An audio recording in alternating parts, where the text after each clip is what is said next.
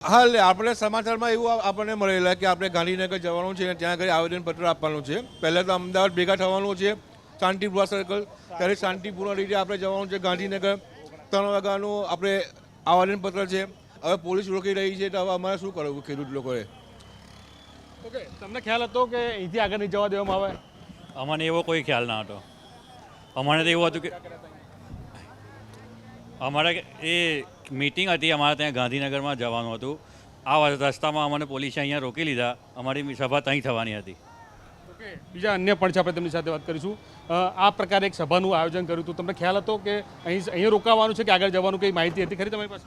અમને કોઈ જાતની માહિતી ના હતી કે આ ગાંધીનગર જતાં પોલીસ એવું કહે છે કે આપણી પાસે પરમિશન નથી, અને અમને પણ ખ્યાલ નહોતો કે પરમિશન નથી. પણ અમારે ગાંધીનગર સુધી ચાલતા જવું છે, આ ટ્રેક્ટર લઈને જવા દે તો ખેડૂતોની માંગ પૂરી થાય. આજે સરકાર ઈલું કરી રહેલી છે.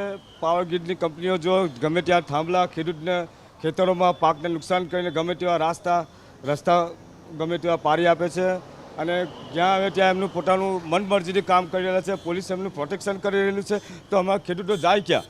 આજે સરકાર ખેડૂતોના પક્ષે છે કે કંપનીઓના પક્ષે છે કે અદાણીના પક્ષે છે?